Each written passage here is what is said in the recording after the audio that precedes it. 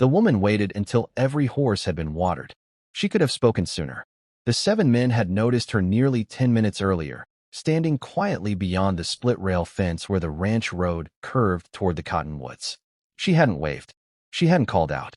She simply stood there with both hands wrapped around an empty tin plate and a small carpet bag resting beside her boots. Silas Rowan kept drawing water from the well. One bucket, then another. Only after the last horse wandered back toward the pasture did he finally turn. She looked exhausted. Not the exhaustion of one difficult day, the kind that settled into a person's shoulders after months of carrying disappointment. When she realized he was looking at her, she offered an uncertain smile. "I don't need charity." Her voice was gentle enough that the morning breeze nearly carried it away. "I only hoped." She hesitated, lowering her eyes to the empty plate. Someone might have one meal to spare. Silas had seen hungry travelers before. Some lied. Some stole. Some invented tragic stories. This woman did none of those things. She simply waited. Behind him, Boots crossed the yard. His youngest son, Ellis, had heard every word. He looked from the empty plate to the stranger's face, then quietly said, "Pa." Silas reached toward the pocket inside his leather vest, intending to offer a few dollars. Before he could, Ellis shook his head. "No." Silas frowned. "What do you mean, no? If she's eating here." Ellis glanced toward his brothers. She shouldn't have to carry that plate down the road again. The other 5 men exchanged silent looks. None of them argued. Silas suddenly realized something unusual. For the first time in years, his 6 sons agreed about something without speaking. Corinne Ashby had rehearsed those words all morning. One meal. Nothing more. She had promised herself she wouldn't ask for shelter. Wouldn't ask for work. Wouldn't tell strangers the long story about her aunt's debts, the auction that emptied their little house outside Abilene, or the months she'd spent mending dresses and cataloging books just to earn enough money for another stagecoach ticket west. Pride had survived where nearly everything else had been lost. She wouldn't surrender that too. Silas opened the ranch gate. "You've walked far. A little over 18 miles. You alone. Since spring." He studied the worn soles of her boots. "You planning to keep walking after supper?" "If I can. If not." She smiled faintly. "I'll walk tomorrow." Something about that answer settled heavily in the quiet morning air. Silas stepped aside. "Come eat." She nodded. "Thank you." Nothing more. No dramatic tears. No speeches. Just gratitude. Inside the Rowan house, breakfast was already cooling. 6 heavy wooden chairs surrounded the long pine table. Everything looked clean. Everything looked orderly. Everything also felt strangely empty. The walls carried almost no decorations except one framed family portrait above the fireplace. Corinne noticed it immediately. A smiling woman surrounded by 7 men. The only woman in the picture. She understood without asking. Silas quietly noticed where her eyes had gone. "My wife." "I'm sorry." "So are we." No one added another word. Ellis pulled out a chair. "You can sit here." Corinne hesitated. "I don't want to take anyone's place." "You aren't." He smiled. "That one's usually empty." She sat carefully. Abram, the oldest brother, folded his arms. "We don't know anything about you." Silas shot him a warning glance. "It's a fair question," Corinne answered before either man could continue. "My name is Corinne Ashby. I worked as a librarian." "A librarian?" Hollis asked. She nodded. "And sometimes repaired old books." Mercer chuckled. "Can't say we've ever hired someone to fix books around here. They're easier than stubborn horses." For a heartbeat, the corners of Mercer's mouth lifted.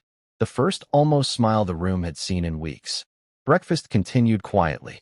Fresh biscuits, eggs, salt pork, warm coffee. Corinne ate slowly, never taking more than anyone else. Twice she reached for the smallest biscuit instead of the largest. Silas noticed. So did every one of his sons.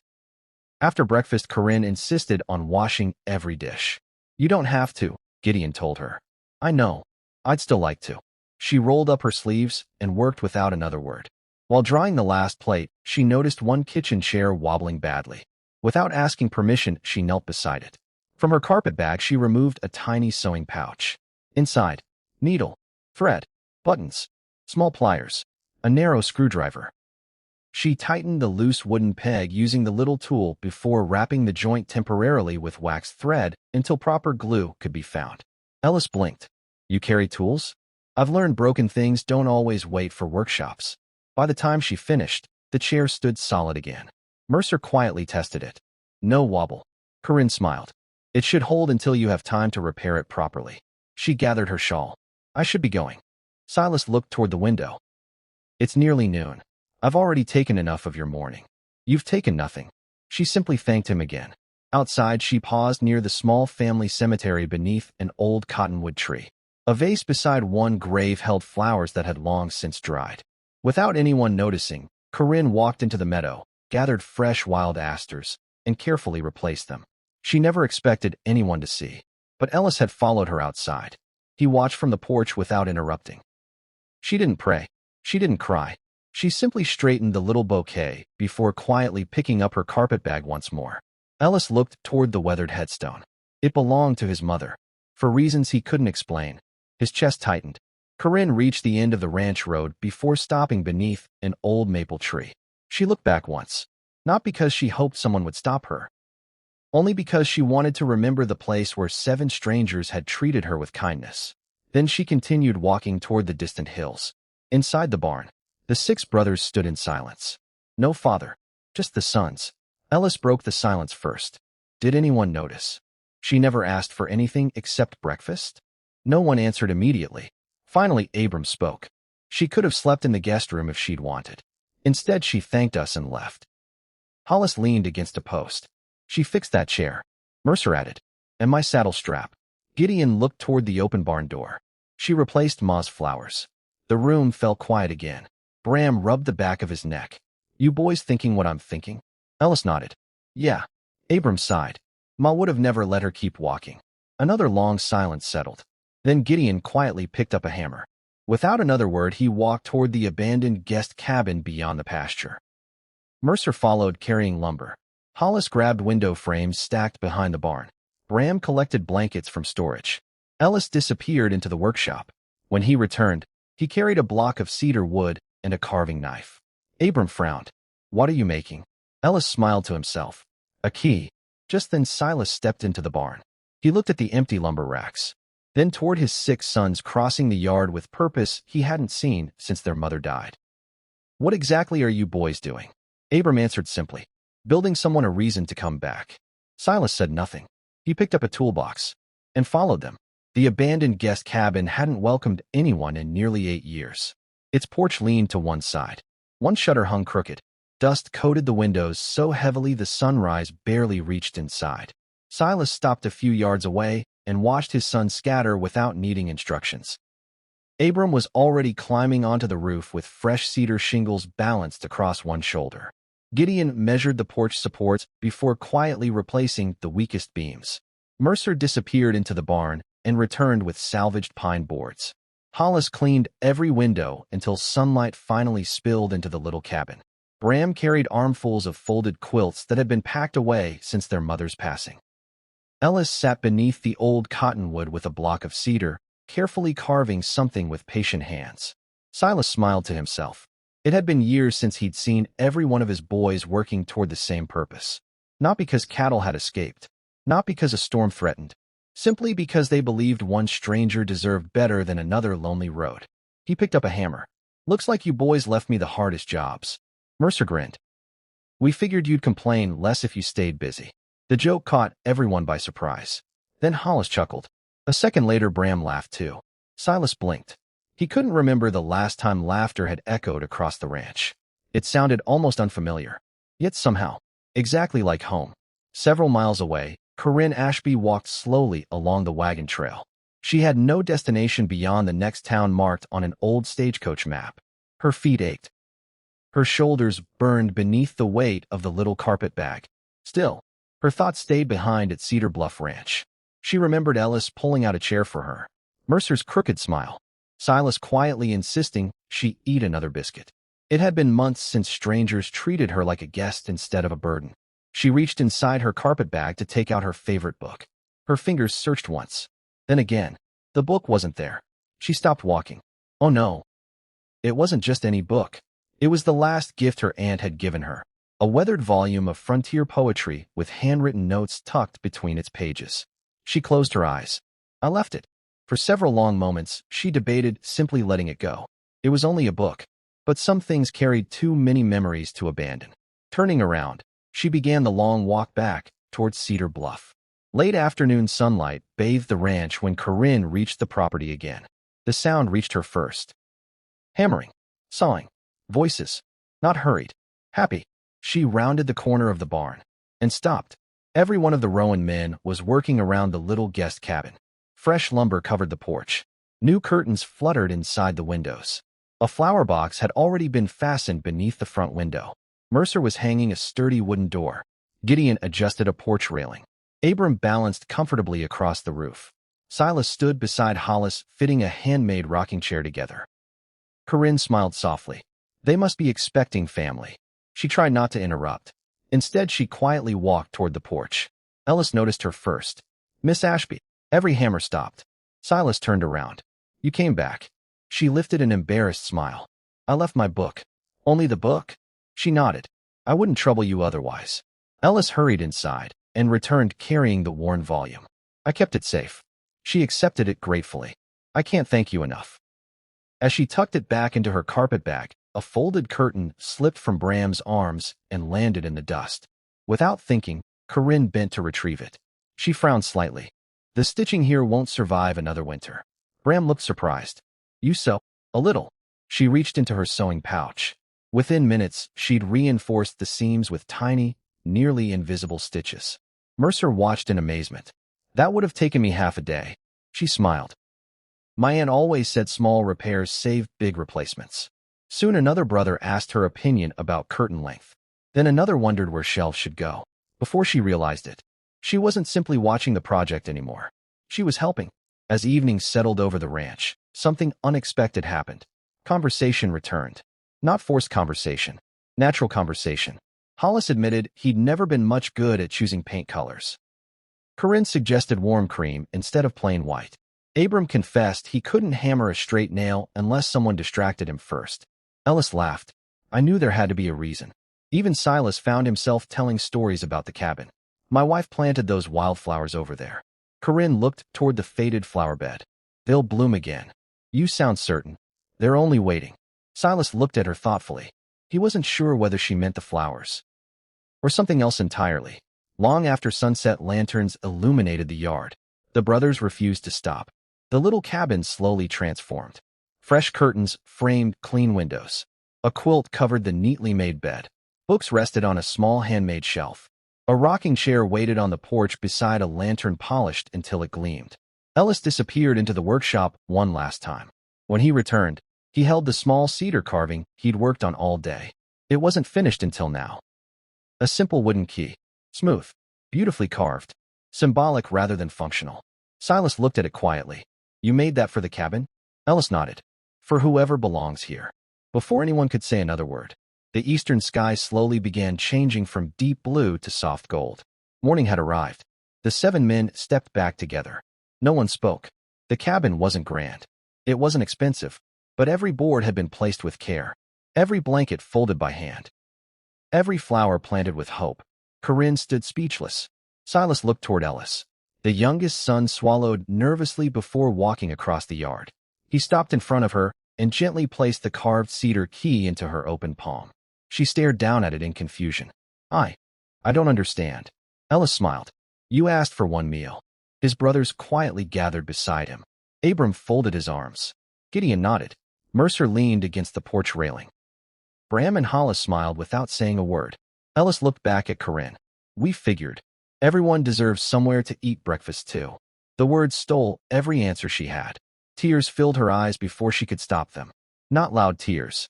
Not dramatic ones. Just the quiet tears of someone who had forgotten what it felt like to matter.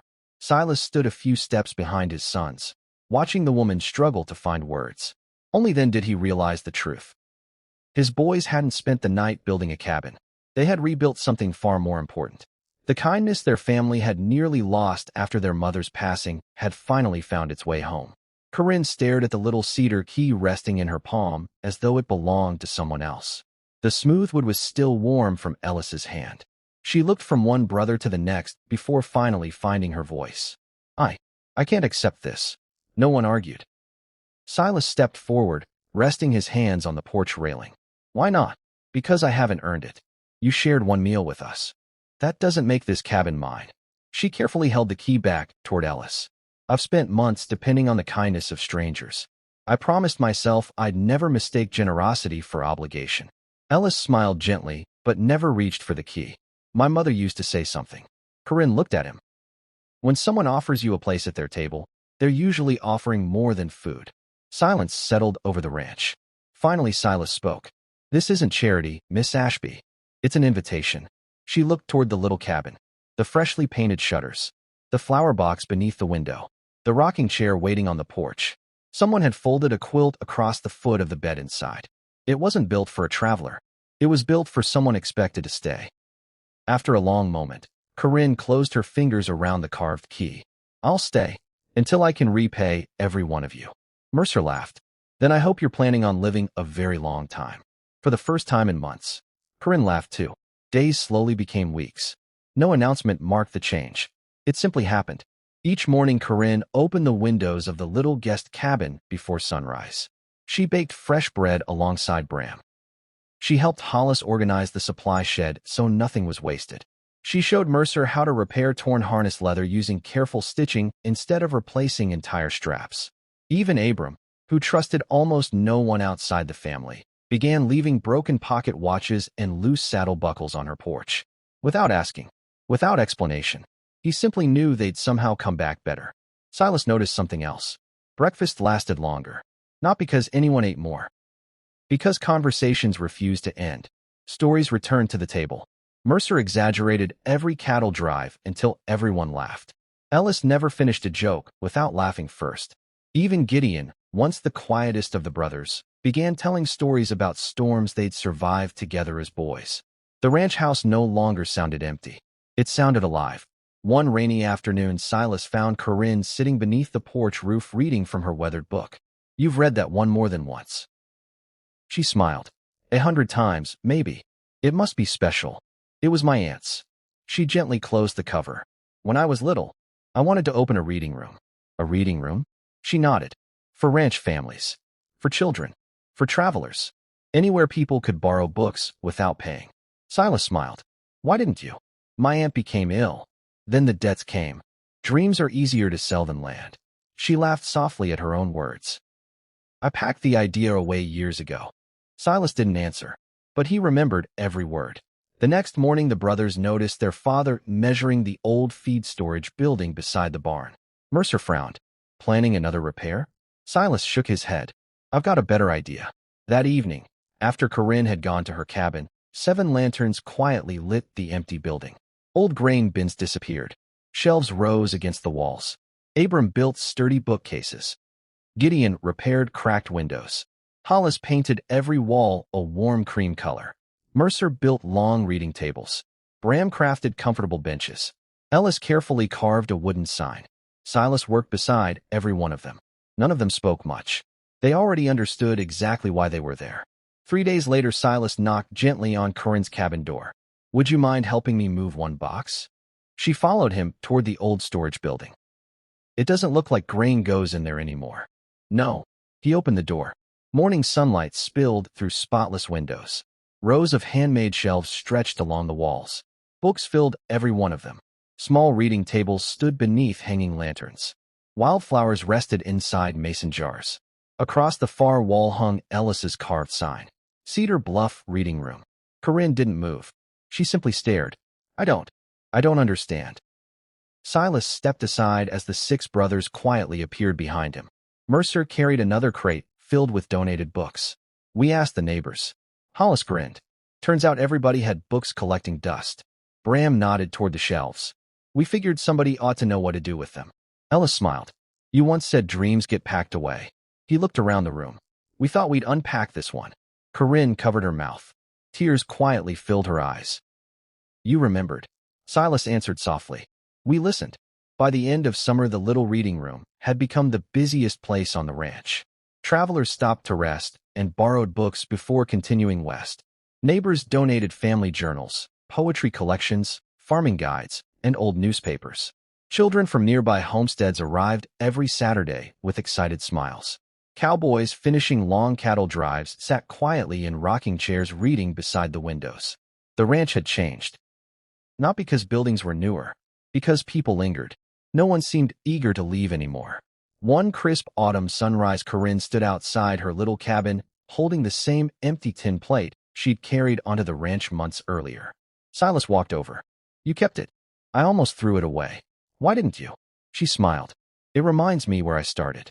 Silas gently took the plate from her hands. "You don't need a reminder of hunger."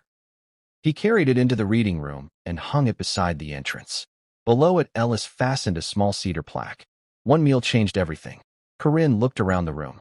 At the shelves, the books, the neighbors laughing outside, the six brothers arguing over whose pie tasted better. Silas quietly stepped beside her. "When you came here, you asked for supper." She nodded. "I remember." He smiled warmly. "I don't think any of us realized. We were the hungry ones."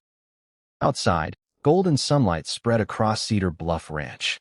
The little guest cabin glowed beneath the morning sky. The reading room welcomed another wagon of visitors. 7 horses grazed peacefully beyond the fence. And for the first time since losing his wife, Silas looked at the home around him and realized it no longer carried the silence of grief. It carried the sound of family. Corinne slipped the carved cedar key into her pocket, knowing she would carry it for the rest of her life. Not because it opened a cabin door, but because it had unlocked something she thought she'd lost forever. A place where she wasn't simply given a meal. She was given a home.